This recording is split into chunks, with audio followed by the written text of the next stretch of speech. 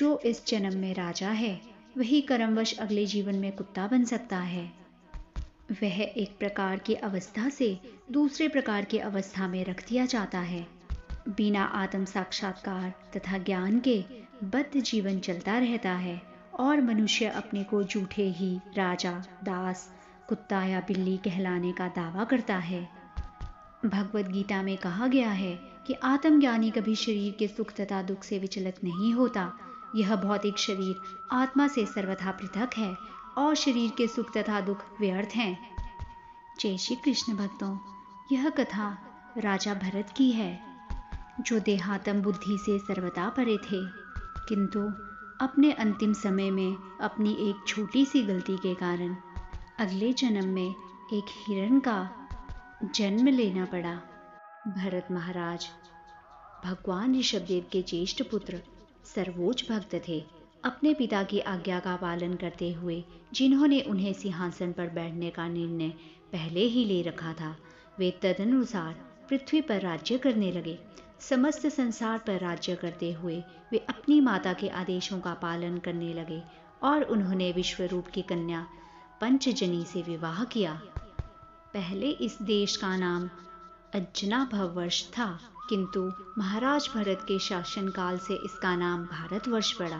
भरत महाराज इस पृथ्वी पर अत्यंत ज्ञानी तथा अनुभवी राजा थे। वे स्वयं अपने कार्यों में संलग्न रहकर प्रजा पर अच्छी प्रकार से राज्य करते थे। वे भगवान वासुदेव कृष्ण को प्रसन्न करने के लिए समस्त यज्ञ करते थे। वे सोचते थे कि सभी देवता भगवान वासुदेव के शरीर के अंग स्वरूप हैं और वैदिक मंत्रों में जो भी वर्णित है वे उसके नियंता हैं। इस प्रकार से चिंतन के फलस्वरूप महाराज भरत आसक्ति, काम तथा लोभ जैसे भौतिक कल्मश से मुक्त थे। उनका हृदय सर्वथा कल्मशहीन हो गया। दिन प्रतिदिन वासुदेव श्री कृष्ण के प्रति उनकी भक्ति बढ़ती रही। प्रारब्ध ने महाराज भरत के लिए भौतिक ऐश्वर्य भोग की अवधि 1 करोड़ वर्ष नियत कर दी थी। जब यह अवधि समाप्त हुई तो उन्होंने गृहस्थ जीवन त्याग दिया और अपने पूर्वजों से प्राप्त संपत्ति को अपने पुत्रों में बांट दिया। उन्होंने समस्त ऐश्वर्य के आगार अपने पैतृक गृह को छोड़ दिया और वे पुलह आश्रम के लिए चल पड़े, जो हरिद्वार में स्थित है। पुलह आश्रम में गंडकी नदी है, जो समस्त नदियों में श्रेष्ठ है। यहाँ इन समस्त स्थलों को पवित्र करने वाली शालग्राम शिलाएं हैं। इनमें ऊपर तथा नीचे दोनों और नाभि जैसे चक्र दृष्टिगोचर होते हैं। पुलह आश्रम के उपवन में महाराज भरत अकेले रहकर अनेक प्रकार के फूल, किसलय तथा तुलसी दल एकत्र करने लगे। वे गंडकी नदी का जल तथा विभिन्न प्रकार के मूल, फल तथा गंध की भी एकत्र करते। वे इन सबसे पूर्ण पुरुषोत्तम भगवान वासुदेव को भोजन अर्पित करते और उनकी आराधना करते हुए संतुष्ट रहने लगे। इस प्रकार उनका हृदय अत्यंत निष्कलुष हो गया और उन्हें भौतिक सुख के लिए लेश मात्र भी इच्छा न रही। उनकी समस्त भौतिक कामनाएं दूर हो गई। इस स्थिर दशा में उन्हें परम संतोष हुआ और वे भक्ति में बने रहे। इस प्रकार सर्वश्रेष्ठ भक्त महाराज भरत ईश्वर की भक्ति में निरंतर लगे रहे। स्वाभाविक रूप से वसुदेव श्री कृष्ण के प्रति उनका प्रेम बढ़ता गया और अंततः उनका हृदय द्रवित हो उठा। उन्हें रोमांच होने लगा और आह्लाद के सभी शारीरिक लक्षण भाव प्रकट होने लगे। उनके नेत्रों से अश्रुओं की अविरल धारा बहने लगी, जिससे वे कुछ भी देखने में असमर्थ हो गए। इस प्रकार वे निरंतर ईश्वर के अरुण चरणारविंद पर ध्यान लगाए रहते। एक दिन प्रातःकालीन नित्य नैमित्तिक कृत्यों से निवृत्त होकर महाराज भरत कुछ क्षणों के लिए गंडकी नदी के तट पर बैठकर ओमकार से प्रारंभ होने वाले अपने मंत्र का जाप करने लगे। उसी समय एक प्यासी हिरनी पानी पीने आई। जब वह हिरनी अगाध तृप्ति के साथ जल पी रही थी तो पास ही एक सिंह ने घोर गर्जना की। यह समस्त जीवों के लिए डरावनी थी और इसे उस मृगी ने भी सुना। मृगी स्वभाव से अन्यों द्वारा वध किए जाने से डर रही थी और लगातार शंकित दृष्टि से देख रही थी। जब उसने सिंह की दहाड़ सुनी तो वह अत्यंत उद्विग्न हो उठी। चौकन्नी दृष्टि से इधर उधर देखकर वह मृगी अभी जल पीकर पूर्णतया तृप्त भी नहीं हुई थी कि सहसा उसने नदी पार करने के लिए छलांग लगा दी। मृगी गर्भिणी थी, अतः जब डर के मारे वह कूद पड़ी तो शिशु मृग उसके गर्भ से निकलकर नदी के बहते जल में गिर गया। अपने झुंड से विलग होने तथा गर्भपात से त्रस्त हो जाने से वह कृष्णा मृगी नदी को पार करके अत्यंत भयभीत हुई, अतः एक गुफा में गिरकर वह तुरंत मर गई। नदी के तीर पर बैठे हुए महान राजा भरत ने अपनी मां से बिछुड़े बच्चे को नदी में उतरते देखा। यह देखकर उन्हें बड़ी दया आई। उन्होंने विश्वास पात्र मित्र की भांति उस नन्हे शावक को लहरों से निकाल लिया और मातृहीन जानकर वे उसे अपने आश्रम में ले आए। धीरे धीरे महाराज भरत उस मृग के प्रति अत्यंत वत्सल होते गए। वे घास खिला खिलाकर उसका पालन करने लगे। वे बाघ तथा अन्य हिंस्र पशुओं से आक्रमण से उसकी सुरक्षा के प्रति सदैव सतर्क रहते थे। जब उसे खुजली होती तो वे सहलाते और उसे आरामदेह स्थिति में रखने का प्रयत्न करते। कभी कभी प्रेमवश उसे चूमते भी थे। इस प्रकार मृग के पालन पोषण में आसक्त हो जाने से महाराज भरत आध्यात्मिक जीवन के यम नियम भूलते गए, यहाँ तक कि धीरे धीरे भगवान की आराधना भी भूल गए। कुछ दिनों के बाद वे अपनी आध्यात्मिक उन्नति के विषय में सब कुछ भूल गए। वे सोचने लगे, बेचारा यह मृग शावक भगवान के प्रतिनिधि काल चक्र के वेग से अपने संबंधियों तथा मित्रों से विलग हो गया है और मेरी शरण में आया है। यह अन्य किसी को न जानकर केवल मुझे अपना पिता, माता, भाई तथा स्वजन मानने लगा है। मेरे ही ऊपर इसकी निष्ठा है। यह मेरे अतिरिक्त और किसी को नहीं जानता, अतः मुझे ईर्ष्यावश यह नहीं सोचना चाहिए कि इस मृग के कारण मेरा अकल्याण होगा। मेरा कर्तव्य है मैं इसका लालन पालन रक्षण करूं तथा इसे दुलारूं। जब इसने मेरी शरण ग्रहण कर ली है तो भला इसे मैं कैसे दुत्कारूं। इस प्रकार से कोई असहाय व्यक्ति यदि शरणागत हो तो उसकी उपेक्षा नहीं की जा सकती। तब तो यह बड़ा भारी दोष होगा। भले ही कोई संन्यास ले चुका हो, किंतु जो महान है वह निश्चित रूप से दुखी जीवात्मा के प्रति दया का अनुभव करता है। मनुष्य को चाहिए कि शरणागत की रक्षा के हेतु अपने बड़े से बड़े स्वार्थ की परवाह न करे। इस प्रकार उनका हृदय मृग के स्नेह में बंध गया। उनका हृदय मृग प्रेम से इतना पूरित था कि वे कभी उसे अपनी गोद में ले लेते तो कभी सोते समय उसे अपनी छाती पर चढ़ाए रखते। इस प्रकार उस पशु को दुलारते हुए उन्हें अत्यधिक सुख का अनुभव होता था। जब महाराज भरत ईश्वर के आराधना में या अन्य अनुष्ठान में व्यस्त रहते तो अनुष्ठानों को समाप्त किए बिना बीच बीच में ही वे उठ जाते और देखते कि मृग कहाँ है। जब वे उस मृग को नहीं देखते तो उनका मन अत्यंत व्याकुल हो उठता। जब मृग चला जाता तो उन्हें चिंता हो जाती और वियोग के कारण वे विलाप करने लगते। इस प्रकार मोहग्रस्त होने पर वे विलाप करके कहते, यह मृग अब असहाय है, मैं अत्यंत अभागा हूँ और मेरा मन चतुर शिकारी की भांति है, क्योंकि यह सदैव छल तथा निष्ठुरता से पूर्ण रहता है। इस मृग ने मुझ पर उसी प्रकार विश्वास किया है जिस प्रकार एक भद्र पुरुष धूर्त मित्र के दुराचार को भूलकर उस पर विश्वास प्रकट करता है। क्या मैं उसे पुनः उद्यान में मुलायम घास चरते हुए देख सकूंगा? वह कब मेरे आहत हृदय को पुनः शांत करेगा? अवश्य ही मेरे पुण्य शेष नहीं है, अन्यथा अब तक वह मृग अवश्य लौट आता होता। राजा मृग को सहलाने तथा उसके लालन पालन में इतने व्यस्त रहते कि वे अपने आध्यात्मिक वृत्तियों से नीचे गिर गए। कालांतर में दुर्लभ्य मृत्यु उनके समक्ष उपस्थित हो गई। जिस प्रकार कोई विषधर सर्प चूहे के द्वारा निर्मित छिद्र में चुपके से घुस आता है। राजा ने देखा कि उनकी मृत्यु के समय वह मृग उनके पास बैठा था, मानो उनका पुत्र हो, और वह उनकी मृत्यु से शोकातुर था। वास्तव में राजा का चित्त मृग के शरीर में रमा हुआ था। फलतः कृष्ण भावनामृत से रहित मनुष्यों की भांति उन्होंने यह संसार, मृग तथा अपना भौतिक शरीर त्याग दिया और मृग का शरीर प्राप्त किया।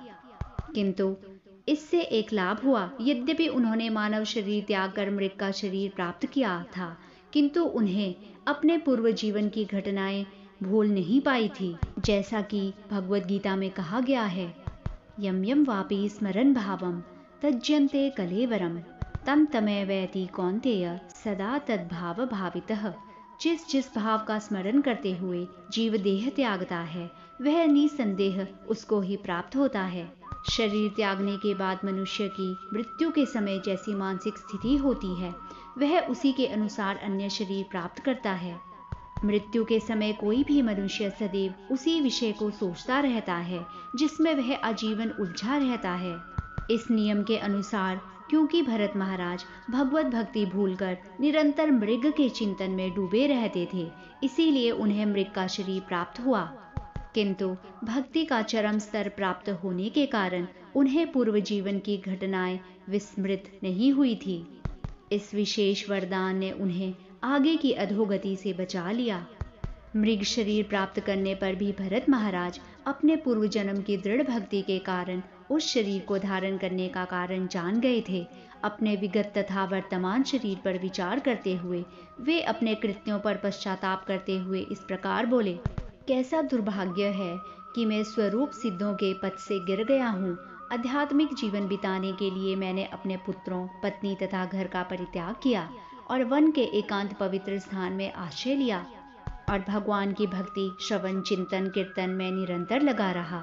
मैं अपने प्रयत्न में सफल रहा, यहाँ तक कि मेरा मन सर्वदा भक्ति में डूबा रहता था, किंतु अपनी मूर्खता के कारण मेरा मन पुनः आसक्त हो गया, इस बार मृग दुख में।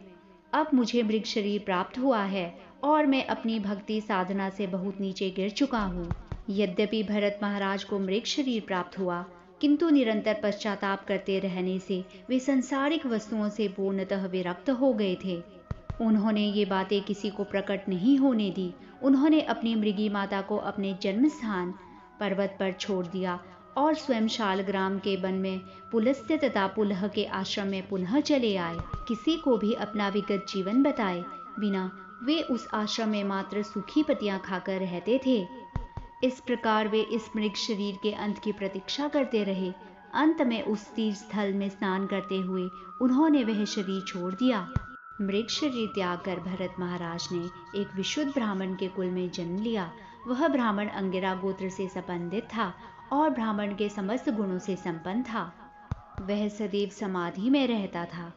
उसकी पहली पत्नी से उसके समान योग्य 9 पुत्र उत्पन्न हुए और दूसरी पत्नी से जुड़वा भाई बहन पैदा हुए, जिनमें से लड़का सर्वोच्च भक्त तथा राजर्षियों में अग्रणी भरत महाराज के नाम से विख्यात हुआ। भरत महाराज महान भक्त थे, किंतु उन्हें एक जन्म में सफलता नहीं प्राप्त हुई। भगवत गीता में कहा गया है, जो भक्त एक जन्म में भक्ति कार्य पूरे नहीं कर पाता, उसे किसी योग्य ब्राह्मण कुल में या संपन्न क्षत्रिय अथवा वैश्य कुल में जन्म लेने का सुअवसर प्रदान किया जाता है। भगवत कृपा से भरत महाराज को अपने पूर्व जन्म की घटनाएं स्मरण थी। यद्यपि उन्हें ब्राह्मण का शरीर प्राप्त हुआ था, किंतु वे अपने स्वजनों तथा मित्रों से, जो भक्त नहीं थे, अत्यंत भयभीत थे। वे ऐसी संगति से सदैव सतर्क रहते, क्योंकि उन्हें भय था कि कहीं पुनः पथभ्रष्ट न हो जाएं। फलतः वे जनता के समक्ष पागल, जड़, अंधे तथा बहरे के रूप में प्रकट होते रहे, जिससे दूसरे लोग उनसे बात करने की चेष्टा न करें। इस प्रकार उन्होंने कुसंगति से अपने को बचाए रखा। वे अपने अंतःकरण में सदा भगवान के चरण कमल का ध्यान धरते और उनके गुणों का जप करते रहते, जो मनुष्य को कर्म बंधन से बचाने वाला है। ब्राह्मण पिता का मन अपने पुत्र जड़ भरत के प्रति सदैव स्नेह से पूरित रहता था। उससे सदा अनुरक्त रहते थे, क्योंकि जड़ भरत गृहस्थाश्रम में प्रवेश करने के लिए अयोग्य थे। अतः ब्रह्मचर्य आश्रम की समाप्ति तक ही उनके संस्कार पूरे हुए। यद्यपि जड़ भरत अपने माता पिता की शिक्षाओं को मानने में आनाकानी करते, तो भी उस ब्राह्मण ने यह सोचकर कि पिता का कर्तव्य है अपने पुत्र को शिक्षा दें, जड़ भरत को स्वच्छ रहने तथा प्रक्षालन करने की शिक्षा दी। अपने पिता द्वारा वैदिक ज्ञान की समुचित शिक्षा दिए जाने पर भी जड़ भरत उनके समक्ष मूर्ख की भांति आचरण करते। वे ऐसा आचरण इसलिए करते जिससे उनके पिता यह समझे कि वे शिक्षा के अयोग्य हैं और इस प्रकार उसे आगे शिक्षा देना बंद कर दें। वे सर्वथा विपरीत आचरण करते। उन्होंने उसे तथा व्याहृति के साथ साथ गायत्री मंत्र सिखाने का यत्न किया, किंतु 4 मास बीत जाने पर भी वे उसे सिखाने में सफल न हो सके। उसने अपने पुत्र को सुशिक्षित बनाना चाहा और अपने इस असफल प्रयास में उसने अपने पुत्र को ब्रह्मचर्य के विधि विधान सिखाने प्रारंभ किए, जिसमें वैदिक अनुष्ठान, वैध्यान, कर्मकांड, गुरु की सेवा की विधि सम्मिलित थे। उसने इस प्रकार से अपने पुत्र को शिक्षा देने का भरसक प्रयत्न किया, किंतु वह असफल रहा। प्रत्येक प्राणी की भांति यह ब्राह्मण भी अपने घर के प्रति आसक्त था और वह यह भूल गया कि एक दिन उसे मरना है, किंतु मृत्यु कभी भूलती नहीं। वह उचित समय पर प्रकट हुई और उसे उठा ले गई। पिता की मृत्यु के बाद जड़ भरत के 9 सौतेले भाइयों ने उसे जड़ तथा बुद्धिहीन समझकर उसको पूर्ण शिक्षा प्रदान करने के उसके पिता का प्रयत्न छोड़ दिया। जड़ भरत के ये भाई तीनों वेदों ऋग, साम यथा यजुर्वेद में पारंगत थे, किंतु वे ईश्वर की भक्ति में सेवा से तनिक भी परिचित न थे। फलस्वरूप वे जड़ भरत की सिद्धि अवस्था को नहीं समझ सके। वे उसके साथ दुर्व्यवहार करते और जड़ भरत बहरे, अंधे या जड़ पागल की भांति आचरण करता। न तो वह कभी प्रतिवाद करता, न ही उसे आश्वस्त करने का प्रयत्न करता कि वह ऐसा नहीं है। उसे भिक्षा या मजदूरी से अथवा अपने आप जो भी भोजन मिलता, चाहे वह थोड़ा हो, बासी, अस्वाद, उसे ग्रहण करता और खाता। वह इंद्रिय तृप्ति के लिए कभी कुछ नहीं खाता था। इस प्रकार भौतिकवादी लोगों द्वारा अपमानित एवं उपेक्षित होकर वह इधर उधर घूमता रहता। इसी समय पुत्र की कामना से डाकुओं का एक सरदार, जो शूद्र कुल का था, किसी पशु तुल्य जड़ मनुष्य की भद्रकाली पर बलि चढ़ाकर उपासना करना चाहता था। वहां उन्होंने जड़ भरत को देखा, जो एक ऊंचे स्थान पर बैठकर मृग तथा जंगली सुअरों से खेत की रखवाली कर रहा था। उन्होंने उसे रस्सियों से बांध लिया और देवी काली के मंदिर में ले आए। उसे नहा कर, अच्छे वस्त्र पहनाकर और भोजन कराने के बाद वे उसे देवी काली के समक्ष ले आए और देवी को धूप, दीप, माला, पत्ते, अंकुर, फल तथा फूल की भेंट चढ़ाई और जड़ भरत को मूर्ति के समक्ष बैठा दिया। पुरोहित के रूप में कार्य कर रहे चोर ने पैनी तलवार निकाली और भद्रकाली के मंत्र से अभिमंत्रित करके जड़ भरत को मारने के लिए उसे उठाया। उसी समय मूर्ति का शरीर विदीर्ण हो गया और साक्षात देवी काली प्रकट हुई। उनका शरीर प्रखर एवं असह्य तेज से जल रहा था। किए गए अत्याचारों को न सहन सकने के कारण क्रुद्ध देवी काली ने अपनी आंखें चमकाई और उनके कराल वक्र दांत दिखाए। माता काली ने चोर उच्चकों के सिर उसी तलवार से काट लिए जिससे वे जड़ भरत का वध करने जा रहे थे। जब कोई ईर्ष्यालु व्यक्ति किसी महापुरुष के समक्ष कोई अपराध करता है तो उसे सदैव उपर्युक्त विधि से दंडित होना पड़ता है। इसके बाद सिंधु तथा सौवीर प्रदेशों का शासक रहुगण कपिलाश्रम जा रहा था। जब राजा के मुख्य कहार पालकी वाहक इक्षुमती के तट पर पहुंचे तो उन्हें एक और कहार की आवश्यकता हुई। अतः वे एक ऐसे व्यक्ति की खोज करने लगे और देववश उन्हें जड़ भरत मिल गया। उन्होंने सोचा कि यह तरुण और बलिष्ठ है और इसके अंग प्रत्यंग सुदृढ़ हैं। यह बैलों तथा गधों के तुल्य बोझा ढोने के लिए अत्यंत उपयुक्त है। ऐसा सोचते हुए, यद्यपि महात्मा जड़ भरत ऐसे कार्य के लिए सर्वथा अनुपयुक्त थे, तो भी कहारों ने बिना झिझक के पालकी ढोने के लिए उन्हें बाध्य कर दिया। लेकिन चलते समय उसने रास्ते में चींटियों पर पैर रखने से मना कर दिया, इसलिए वह उनसे बचते हुए अपनी चाल में असमान था, जिसके कारण पालकी पलट रही थी और हिल रही थी। जब राजा को समझ में आया कि यह नया पालक ही था जो समस्या पैदा कर रहा था, तो उसने भरत को ठीक से चलने का आदेश दिया। रहुगण एक धर्मपरायण राजा था, लेकिन वह एक भावुक क्षत्रिय भी था, और जब भरत ने उसकी उपेक्षा की तो वह क्रोधित हो गया। राजा ने भरत की ओर देखा और कहा, क्या तुम थक गए हो? शायद तुमने पालकी को बहुत दूर तक उठा लिया है और तुम्हें आराम की आवश्यकता है, या शायद तुम दिखने में जितने बूढ़े हो या उस मजबूत आदमी से कमजोर हो जिसे हम समझ रहे थे। राजा कुछ क्षणों तक भरत का उपहास करता रहा, लेकिन भरत, जो अपने स्थूल और सूक्ष्म शरीरों की पहचान नहीं कर पा रहा था, चुप रहा और फिर भी वह पहले की तरह पालकी ले जाता रहा। जब राजा ने फटकार के बावजूद धक्का मुक्की जारी रखी तो उसने कहा, क्या तुम्हारे पास कोई बुद्धि नहीं है? मैं तुम्हारा स्वामी हूँ, तुम मेरे आदेश की अवहेलना कर रहे हो। अगर तुम होश में नहीं आए तो मैं तुम्हें दंड दूंगा। भरत ने तब राजा की ओर करुणा से देखा और राजा को लाभ पहुंचाने के लिए उन्होंने आध्यात्मिक सत्य कहे। मैं शरीर नहीं हूँ, मैं वाहक नहीं हूँ, इसलिए मैं थका कैसे हो सकता हूँ। हम कितनी दूर यात्रा कर चुके हैं, इसे लेकर मैं किसी प्रकार के संकट में नहीं हूँ, क्योंकि मेरा वास्तविक गंतव्य कहीं और है। क्योंकि मैं अपना शरीर नहीं हूँ, इसलिए मैं मजबूत या कमज़ोर, मोटा या पतला, स्वस्थ या रोगग्रस्त, भूखा या प्यासा, भयभीत या बहादुर नहीं हो सकता। मुझे कोई मानसिक पीड़ा नहीं है और न ही शरीर की इंद्रियों से झगड़ा करने या आनंद लेने की कोई इच्छा है। मैं न तो बूढ़ा हूँ और न ही युवा, न थका हुआ हूँ और न ही ऊर्जावान, न क्रोधित हूँ और न ही सहनशील, न ही अपनी स्थिति पर विलाप कर रहा हूँ और न ही उसमें खुश हूँ। ये सभी अवस्थाएं भौतिक शरीर से संबंधित भ्रम। इस संसार में हर चीज की शुरुआत और अंत होता है और इसीलिए मैं जिस भौतिक शरीर में रहता हूँ वह भी समय के साथ प्रकट हुआ और लुप्त हो जाएगा। और इसीलिए स्वामी और सेवक के रूप में हमारा जो संबंध है वह स्थायी नहीं होगा और उसका मुझे कोई लेना देना नहीं है। जो इस जीवन में राजा की भूमिका निभाता है वह अपने अगले जीवन में सेवक हो सकता है। इसलिए कृपया जान लें कि आपका यह भौतिक विचार कि आप राजा हैं और मैं आपका सेवक हूँ एक गलतफहमी है। दोनों भूमिकाएं अस्थायी हैं और केवल भौतिक शरीर और मन से संबंधित है।